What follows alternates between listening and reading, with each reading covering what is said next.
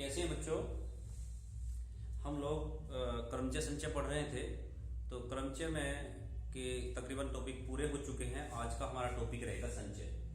सबसे पहले संचय और क्रमचय में थोड़ा अंतर समझ लेते हैं कि संचय और क्रमचय में क्या अंतर है।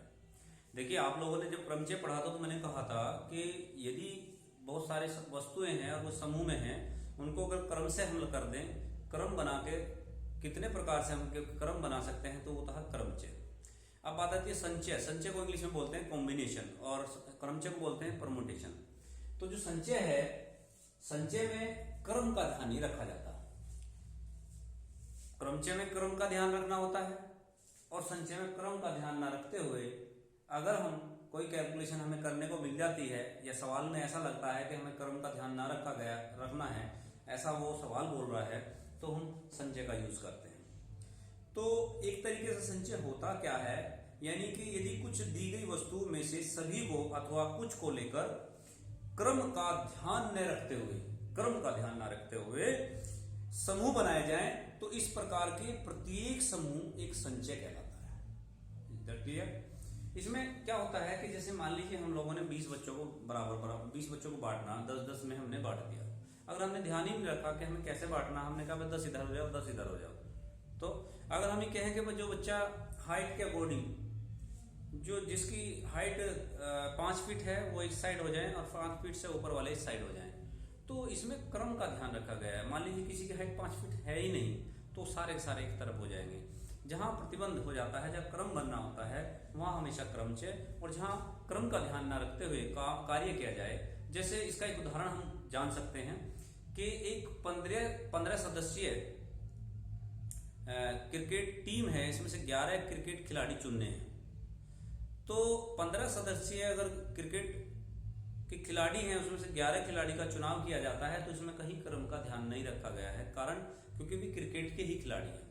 अगर बहुत बड़ा समूह होता और उसमें ये मैं चुनाव करता कि भाई जो क्रिकेट खेलना जानता हो वो बाहर आए, तो इसका मतलब हमें क्रम का ध्यान रख के ही कार्य कर रहे हैं। और अगर हम क्रिकेट के खिलाड़ियों में से 11 खिलाड़ी चुन रहे हैं, तो वहां क्रम का ध्यान नहीं रखा जा रहा है, तो ऐसी जगह संचय कहलाता है। और हम लोग करेंगे क्या, हम लोग यहाँ सिर्फ इन दोनों के जो बीच में अंतर है या इन दोनों का जो बीच का डिफरेंस है, उसको हमें क्लियर करना है। तो इसी को ध्यान में रखते हुए हम लोग आज जो नया टॉपिक शुरू किया है, जिसे कॉम्बिनेशन बोलते हैं, वो शुरू कर रहे हैं। तो आपको डेफिनेशन समझ में आई होगी। डेफिनेशन है, यदि कुछ समूह को इस प्रकार चुना जाए या जिसमें इस प्रकार चुना जाए कि उसमें क्रम का ध्यान न रखा जाए, तो इस चुनाव को ही क्रमचय कहा जाता है। बहुत सारे उदाहरण इसमें हो सकते हैं। देखिए, क्रमचय को हम जो प्रदर्शित करते हैं या प्रकट करते हैं, वो सी से, उसको लिखने का तरीका है एनसीआर, एन टोटल प्रकट करना या प्रदर्शित करना। प्रदर्शित करते हैं एनसीआर से, एन कुल और आर जितने भी चुनाव करने हैं, जो मैं आपको एनपीआर में भी बता चुका हूं। इसे जब खोलते हैं, अगर इसके फॉर्मूले को खोला जाए, तो खुलता है n factorial r factorial n minus r factorial. ये इसके खोलने का तरीका है। ठीक है भैया। अब इसके बाद हम जैसे जैसे इसके अंदर बहुत सारी चीजें जो भी आएंगी, वो हम लोग आपको समझाने की कोशिश करेंगे। इसके अंदर कुछ विशेष स्थितियां हैं, जैसे NC0 जो होगा हमेशा n फैक्टोरियल ही कहलाएगा, क्योंकि n factorial 0 factorial n minus 0 factorial यानी 1 कहलाएगा। एक बात। दूसरी कंडीशन है NCn, ये भी 1 होता है। देखिए, n factorial n minus n factorial that means 1। तो ये विशेष जो नोट करने वाले पॉइंट हैं, जो हमसे कभी भी कहीं भी पूछे जा सकते हैं, जिसे हमें हल करने की आवश्यकता नहीं होती, डायरेक्ट हमें ध्यान रखना होता है कि इनकी वैल्यू क्या होती है। बहुत सारे आप लोग अब आने वाली दिनों में प्रतियोगिता परीक्षा जो होंगी, कॉम्पिटिटिव एग्जाम होंगे, उनमें ये सारी चीजें आपको ध्यान में रखनी होगी। अब एक आता है पूरक समुच्चय, जिसे कॉम्बिनेशन भी बोलते हैं। पूरक समुच्चय नहीं सर, पूरक संचय।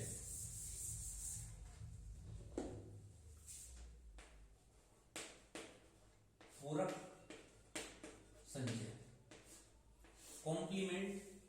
Combination equal n C r equal to n C n minus r. जो n C n minus r है ये इसका पूरक कॉम्बिनेशन कहलाएगा, किसका, इसका। ये दोनों इक्वल होते हैं। तो अगर हम बात करें कि अगर हमें सिद्ध करना पड़ जाए तो कैसे इसको सिद्ध करेंगे, देखिए थोड़ा सा। ये हमारी लेफ्ट साइड है, राइट साइड है, तो मैं राइट साइड को अगर लेके चलूं पूरक कॉम्प्लीमेंट को n C n minus r, खोल सकते हैं इसे n factorial n minus r factorial, और रूल के according n minus n plus r factorial, n factorial n minus r factorial, n से एन कैंसिल हो गया, आर फैक्टोरियल, मतलब n factorial r factorial n minus r factorial, means कह सकते हैं इसको एन सी आर। ये दोनों आपस में इक्वल होते हैं। इसकी जहां भी आवश्यकता होगी हम लोग इसका यूज करेंगे। आप लोग इसे ध्यान रखेंगे, कारण बहुत सारी चीजें इससे पूछी जानी हैं। इसके इस पॉइंट के बेस पर ये जो आपको मैं ट्रे पैकिंग भी कर रहा हूं, इसके बेस पर हम बहुत सारे क्वेश्चन करेंगे। तो आप इसे नोट कर लीजिए, नोट भी कर लीजिए और दिमाग में इसको ध्यान भी रख लीजिए कि एनसीआर इक्वल टू होता है n C n minus r. एक आता है पास्कल नियम, बहुत ही इंपॉर्टेंट नियम है पास्कल नियम। जो बच्चे ऑफलाइन नहीं पढ़ रहे हैं, जो ऑनलाइन पढ़ रहे हैं, वो ध्यान देंगे। एक क्लास में मैंने करा भी दिया है। पास्कल नियम है क्या? पास्कल नियम जो है वो है n C r plus one, I think r minus one equal to होता है n plus one C r. ये एक ऐसी कंडीशन है, मान लीजिए ये एन यहाँ 20 है, यहाँ भी 20 है, यहाँ 19 है और यहाँ 18 हो जाए, यानी ये क्रम में घटते क्रम में आ जाए, तो इस टोटल को हम ये भी लिख सकते हैं। यानी आपका यहाँ 20 था तो यहाँ 21 हो जाएगा और आर यहाँ 19 था तो यहाँ 19 हो जाएगा, यानी ये दोनों इक्वल होते हैं। मेरा कहने का मतलब ये है कि पास्कल नामक जो गणितज्ञ हुए हैं उन्होंने ये फॉर्मूला प्रतिपादित किया, यानी सिद्ध करके दिखाया। अब हम इसको कैसे सिद्ध कर सकते हैं, हम कैसे इसकी जांच करें, मेन मकसद हमारा है जांच करना, क्योंकि हम लोग इस जानना भी चाहते हैं कि ये चीज इसके इक्वल होती है तो फिर कैसे होती है। इसके लिए हमें राइट हैंड साइड, इसकी लेफ्ट हैंड साइड सॉरी लेनी पड़ेगी। लेफ्ट हैंड साइड है n factorial r factorial n minus r factorial plus n factorial r minus one factorial n minus r plus one factorial n factorial r factorial n minus r factorial. मैं करना क्या चाहता हूं भाई, मैं इसको और आगे बढ़ाऊंगा, थोड़ा सा खोलना चाहता हूं। N factorial r minus one factorial n minus r plus one n minus r factorial. मैंने क्या किया, इसको थोड़ा सा आगे खोल दिया। कारण क्या है कि हमारे पास ऐसे ही केस हमारे बनने चाहिए। देखिए मैं एक बार में दोनों कर सकता था, लेकिन थोड़ा सा ध्यान देंगे, ये r माइनस वन है, इसे खोलूंगा तो r माइनस टू होगा। जितना मैं आगे बढ़ाऊंगा ये बढ़ता तो जाएगा लेकिन मैच नहीं करेगा, तो इसमें r को खोल लिया जाए, r माइनस वन। तो ऐसा क्यों किया गया कि इसमें कुछ चीजें कॉमन आ जा रही है, जैसे r माइनस वन यहाँ है, r माइनस वन यहाँ है, कुल यार कॉमन है, n यहाँ है, n फैक्टोरियल यहाँ है, कॉमन है, ये और ये कॉमन है। तो जो चीज कॉमन है मैं बाहर निकालूंगा, n factorial r minus one factorial और n माइनस आर फैक्टोरियल। अंदर जो ब्रैकेट बचेगा वो बचेगा हमारा 1 अपॉन r, ये सब बाहर आ चुका, और प्लस ये भी बाहर हो गया, ये बाहर हो चुका, n minus r plus one, ये हमारा ब्रैकेट में बचता है। अब मुझे कैलकुलेशन थोड़ी जगह कम पड़ रही है, तो कैलकुलेशन के लिए मैं ये हिस्सा यहां से हटा देता हूं और मैं इसे यहां लिख सकता हूं कि मुझे जो सिद्ध करना है वो n C r plus n C r minus one equal to n plus one C r, मुझे ये सिद्ध करना है। तो मैं यहां लेके आया इसको, n factorial r minus one factorial n minus r factorial. मैं इसका एलसीएम लूंगा तो n minus r plus one plus r, r n minus r plus 1, r से आर कैंसिल,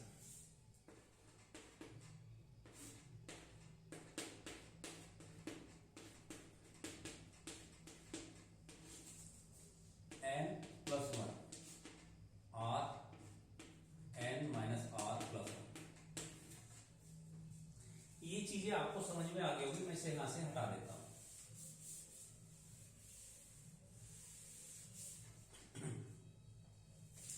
अब ये हो गया n प्लस 1, इसे मैं साथ में n प्लस 1 यहां लिख दूं और n फैक्टोरियल ये हो गया। ये r है, r को मैं यहां इसके साथ लिखूं, r माइनस 1 हो गया। ये प्लस है तो प्लस वाला पहले आएगा, n minus r plus 1 n minus r factorial. तो अब हमारे पास, अब हम इसे क्या लिख सकते हैं, देखिए ये n फैक्टोरियल है, इसको यहां फैक्टोरियल लगा दूं तो हमें कोई दिक्कत होनी नहीं चाहिए, यहां मैं यहां भी रोक सकता हूं इसे। ये r माइनस 1 है, अगर मैं r पे फैक्टोरियल लगा दूं तो हमें कोई दिक्कत नहीं होनी चाहिए। ये इससे आगे का स्टेप है, मैं यहां फैक्टोरियल लगा दूं, हमें कोई दिक्कत नहीं होनी चाहिए। हो सकता है बच्चों को ये बात समझ में ना आई हो और ये समझ रहे हो कि पता नहीं क्यों लगा दूं, मैंने कहा अगर मैं यहां लगा दूं हमें कोई दिक्कत नहीं होनी चाहिए। हो सकता है आपके दिमाग में ये बात ना आ रही हो क्यों लगाया जाए, तो आप देख सकते हैं एक संख्या है 6 फैक्टोरियल, इसको हम खोल सकते हैं 6 इंटू 5 4 3 इंटू 2 इंटू 1, खोलने का तरीका यही है। अब जब हम इसे खोलते हैं तो खोलने का मेरा मतलब है, अगर मैं इसको 6 इंटू 5 फैक्टोरियल पर रोक दूं तब भी कोई दिक्कत नहीं है, मान तो वही रहेगा, क्योंकि अगर 5 से खुलेगा तो आगे खुलेगा 5 4 3 2। तो मेरा मकसद है, मेरा मतलब है अगर कोई संख्या इससे पहले की आ रखी है तो फैक्टोरियल आगे लगाएं या यहां लगाएं तो हमें कोई दिक्कत होनी नहीं चाहिए। तो ऐसे यहां था कि यहां n प्लस 1 था, यानी मान लीजिए 6 था और ये 5 था, तो मैंने फैक्टोरियल इस पे लगाया, तो हमारा ऐसा बन भी रहा था कंडीशन। तो ये मैंने बताने के लिए आपको अलग से यहां समझाया है। अगर हम अब इसको समझें तो ये हो जाएगा n प्लस 1 सी आर, ये होगी राइट हैंड साइड। ये पास्कल रूल है, ये भी आपको याद रखना है, इससे भी बहुत सारे क्वेश्चन आपके होंगे, आप इसको भी ध्यान में रख के काम करेंगे। आगे बढ़ते हैं, और बहुत सारे सवाल हम लोग जो कंडीशंस हैं एक चीज बताने के बाद फिर मैं इनके क्वेश्चंस आपको क्लियर कराऊंगा।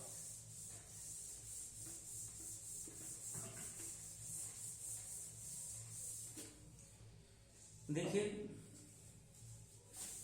प्यारे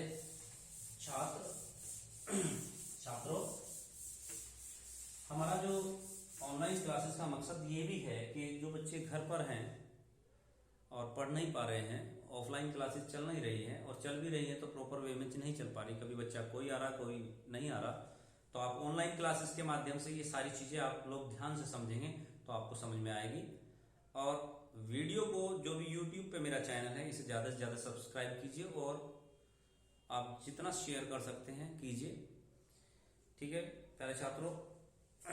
अब लिखिए, क्रमचय संचय में मैंने दो तीन बातें बताई हैं, सवाल अभी मैं कराऊंगा। इससे पहले एक चीजें और, एक प्रमेय है, वो प्रमेय क्या है, n विभिन्न वस्तु में से एक या अधिक वस्तुएं लेकर बने क्रमचयों की कुल संख्या।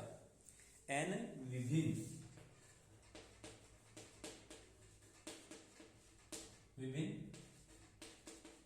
वस्तुओं में से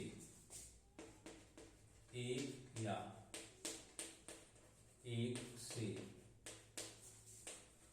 अधिक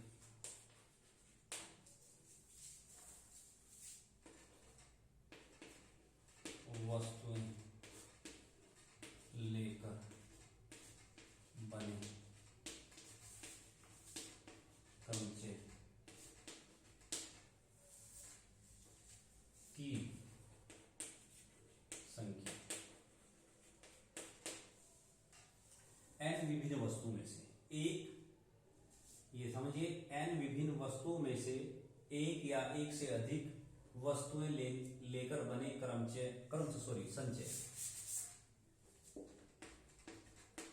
संचय की संख्या। लोग संचय पढ़ रहे हैं तो संचयों की संख्या देखेंगे। कैसी वस्तुएं लेनी है, देखिए ध्यान से, ये बहुत ही इम्पोर्टेंट टॉपिक रहेगा, मतलब बहुत सारे क्वेश्चन इससे आते हैं।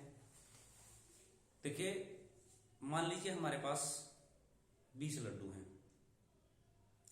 और हम कहें कि कितने भी लड्डू खा सकते हैं, जिसकी जो कैपेसिटी है वो लीजिए। तो कोई व्यक्ति 1 भी खा सकता है, कोई 2 भी ले सकता है, कोई 3 भी खा सकता है। जितनी जिसकी कैपेसिटी है उन्हीं के उसी के अनुसार वो उतनी लड्डू या जो भी जितनी आवश्यकता है वो ले सकता है।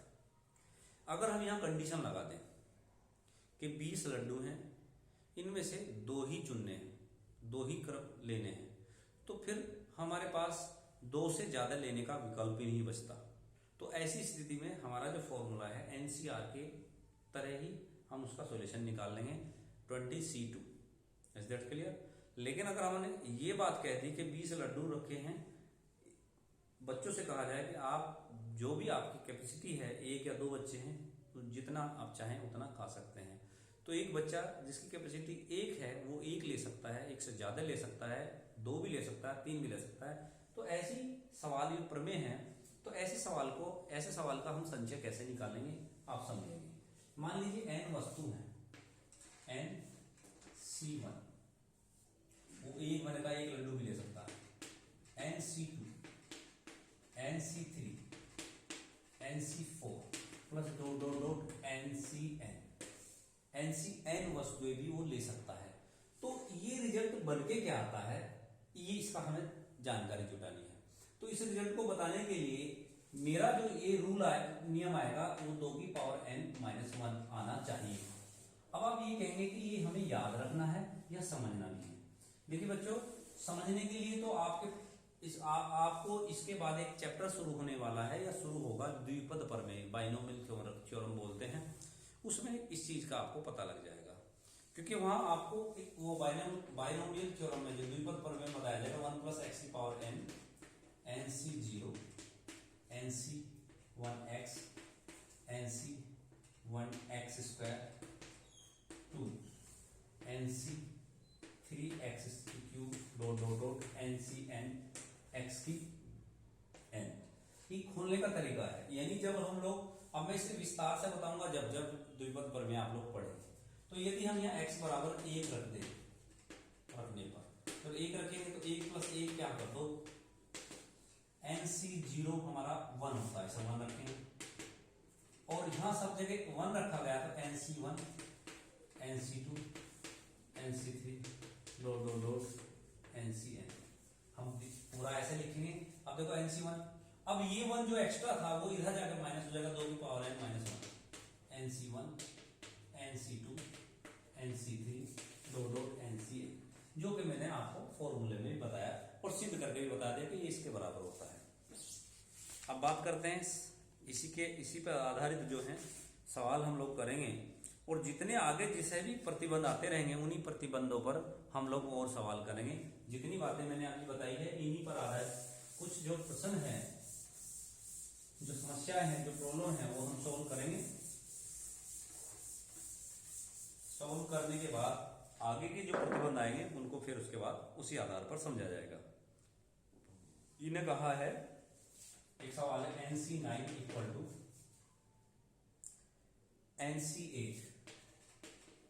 NC8, तो NC17 का मान ज्ञात कीजिए। तो NC17 का मान ज्ञात कीजिए।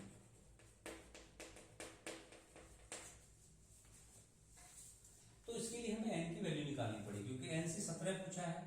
तो हल करने के लिए हम NC9 = इसमें हम पूरक संचय लगाएंगे। पूरक संचय क्या था कि ये वाला पार्ट NC8 n-8 भी लिखा जा सकता है, यानी ये दोनों बराबर होते हैं। ये मैंने आपको पूरक संचय में बताया था, NCr = NCn-r होता है। दोनों की जब मैं तुलना करूंगा, तुलना करने पर ये 9 है, 9 = n-8, यानी n बराबर 17 हो जाएगा।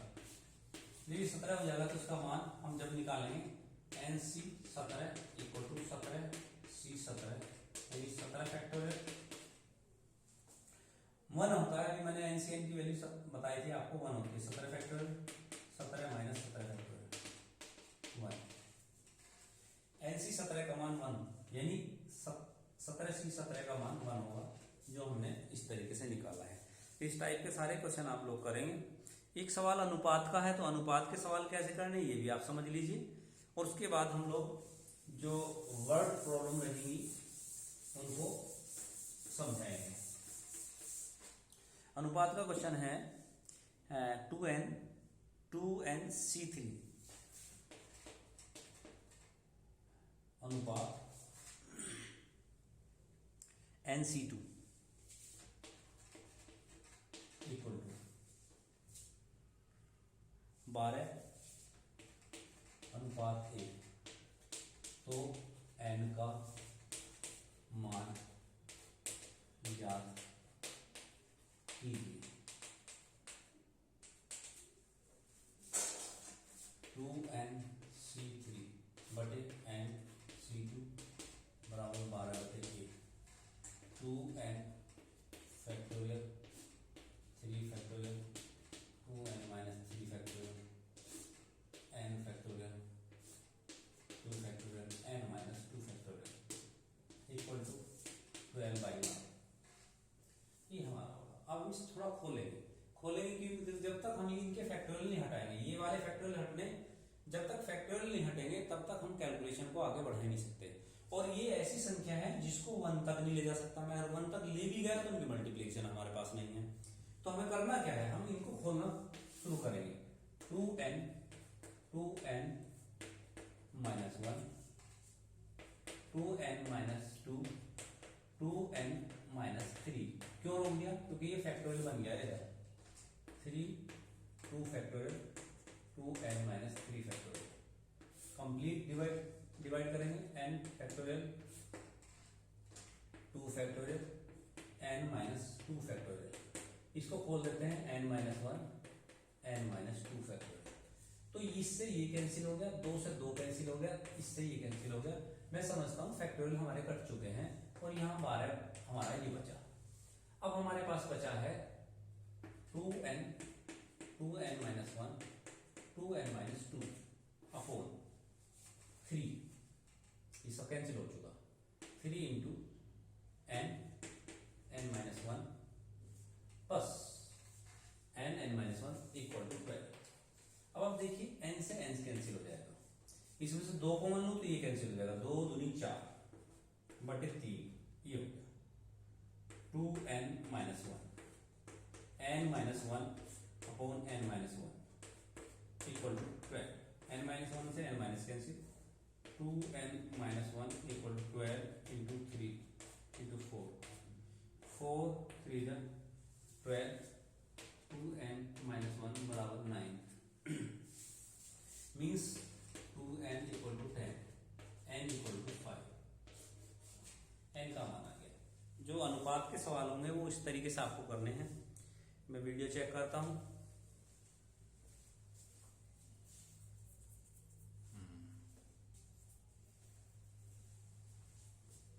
देखिए आगे जो हमारा सवाल रहेंगे वो किस तरीके के रहने वाले हैं।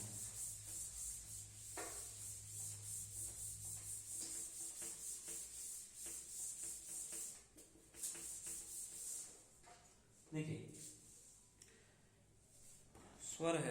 सवाल है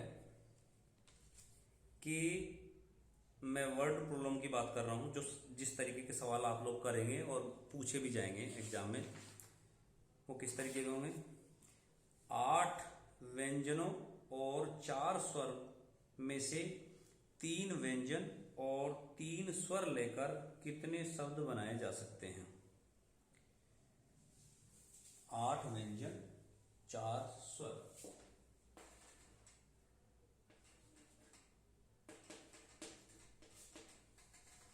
व्यंजन कितने हैं, व्यंजनों की संख्या है,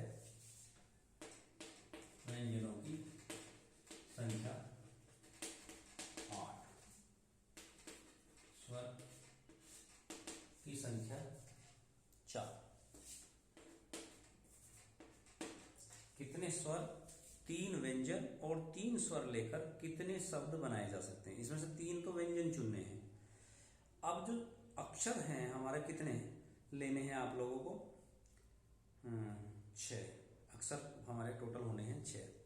अब आप देखिए इसमें से चुनाव किस किस का करना? चुनाव स्वर कितने लेने हैं? व्यंजन लेने हैं 3, स्वर लेने हैं 3। तो 8 व्यंजन में से 3 व्यंजन चुनने का तरीका, जो चुनाव होगा वो किस तरीके से होगा? 8 व्यंजन में से 3 व्यंजन चुनने का तरीका क्या रहेगा? 8C3 और 4 स्वर में से 3 स्वर चुनने का तरीका 4C3 रहेगा। अब क्योंकि अब चुने गए अक्षर को क्रम बदलकर 6 ढंगों से लिखा जा सकता है। जो चुने गए अक्षर है, चुने गए अक्षर कितने हैं? चुने गए अक्षर, जो अक्षर चुने गए वे कितने चुने गए? 3 + 3 = 6। तो इनका ढंग कितना होगा? चुनाव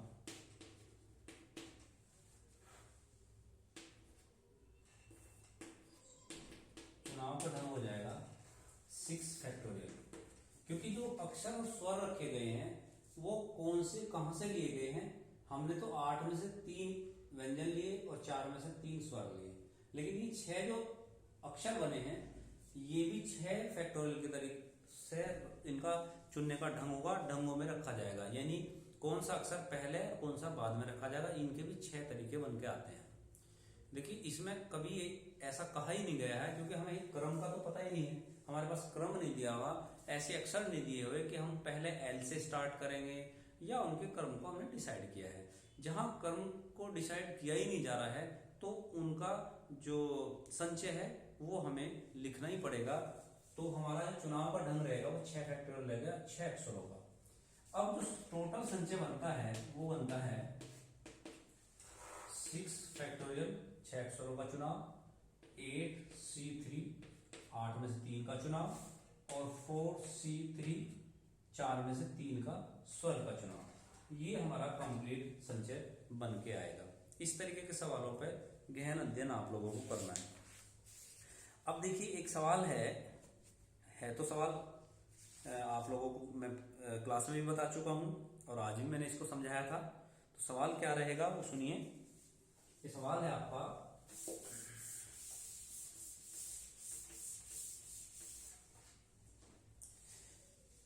पंद्रह क्रिकेट खिलाड़ी में से 11 खिलाड़ी किस प्रकार चुने जा सकते हैं?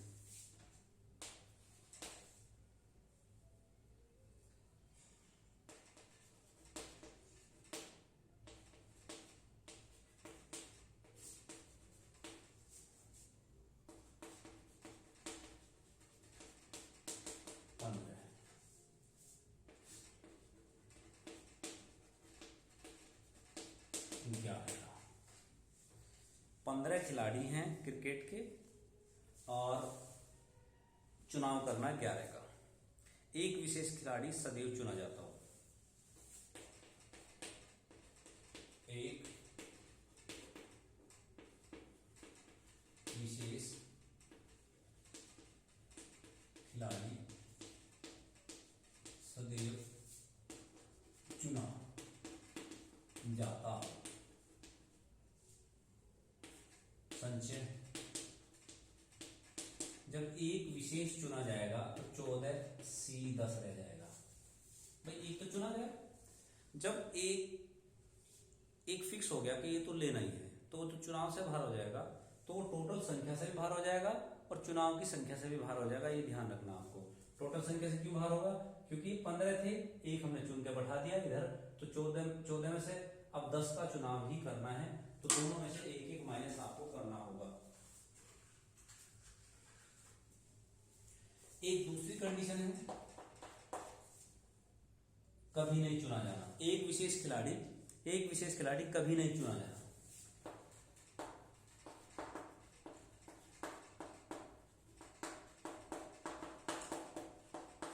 जब कभी नहीं चुना जाएगा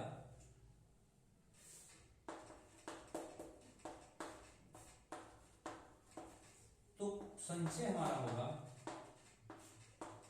अब कोई खिलाड़ी चुना ही नहीं जाना। मान ली भाई प्रैक्टिस करते हैं, अभ्यास मैच खेलते हैं, प्लेयर चोट लग जाती है तो उन्हें बाहर कर दिया जाता है। तो जब बाहर कर दिया जाता है तो वो मैच में नहीं खेलता, यानी वो तो चुनाव से ही बाहर हो गया। लेकिन आपने देखा होगा टीम में 11 खिलाड़ी होते हैं, चाहे उसके जगह किसी और को लिया जाए लेकिन 11 ही रहते हैं। आप लोग क्रिकेट देखते रहते होंगे। तो हमें कैसे करना है, हमें अब 14 में से 11 चुनने हैं। एक के चोट लगी तो बाहर बैठ गया।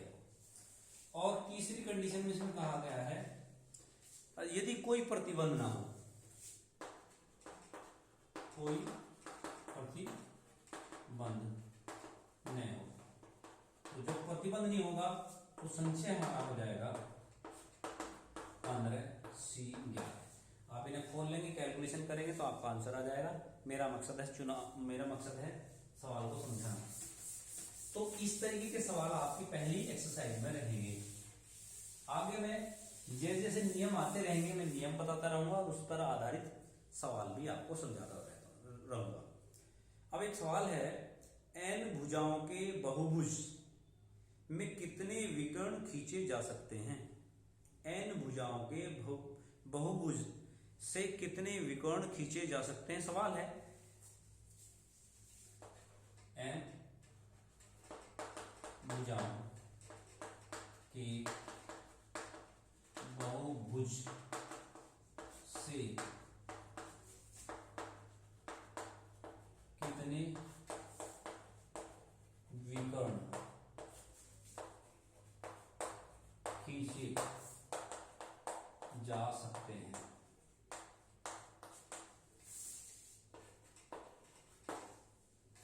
अब आप लोग n भुजाओं के बहुभुज, भाई देखिए आप लोग ने बहुभुज पढ़े होंगे। आपका पहला जो बहुभुज रहा है उसे त्रिभुज कहते हैं, फिर चतुर्भुज, पंचभुज, षष्ठभुज, अष्टभुज।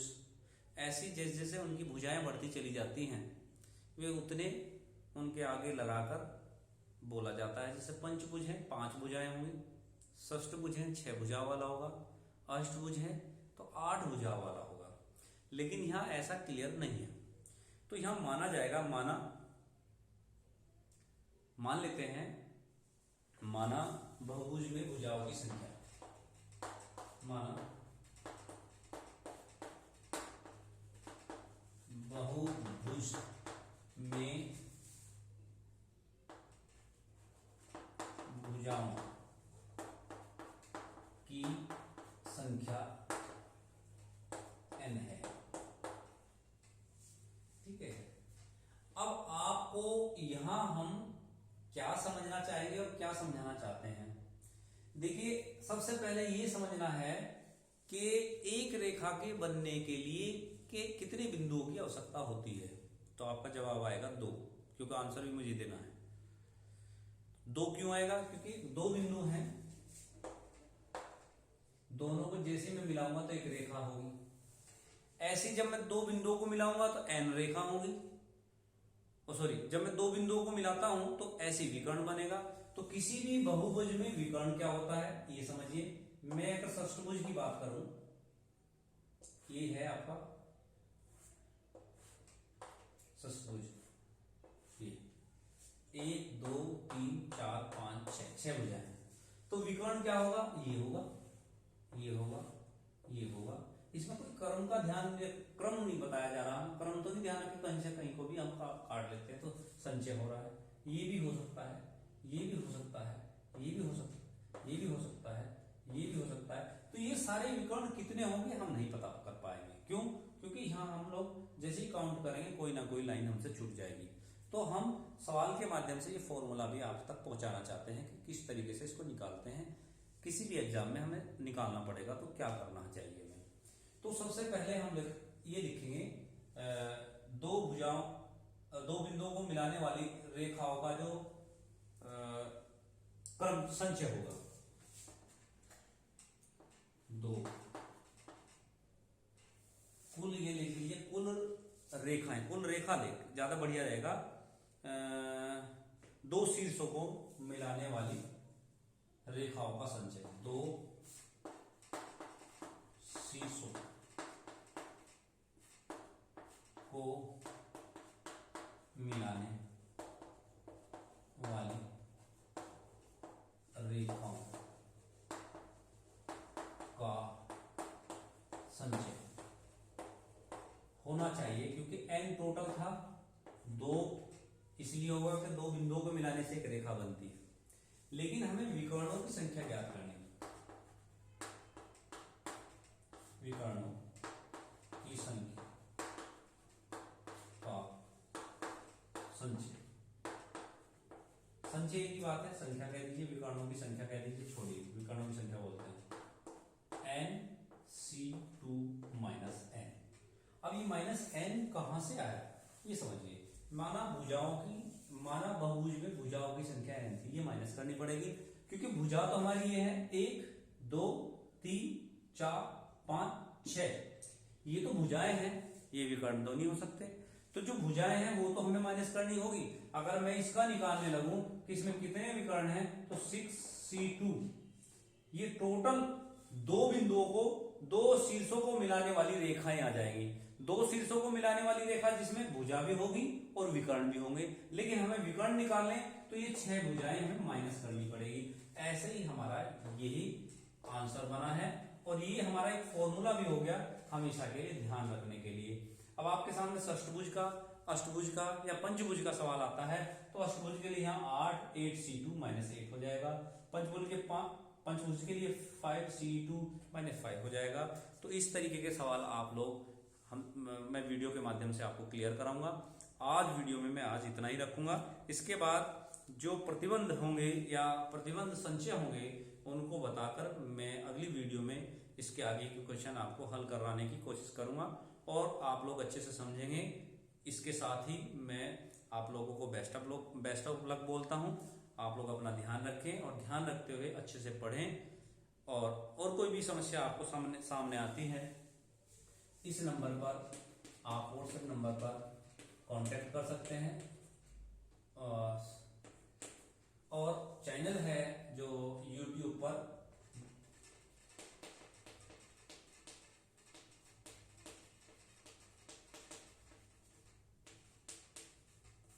इसे सब्सक्राइब कीजिए और ज्यादा से ज्यादा लाइक कीजिए, और जितना हो सकता है फॉरवर्ड कीजिए। जितना फायदा आप उठा सकते हैं और औरों को बता सकते हैं बताइए। धन्यवाद।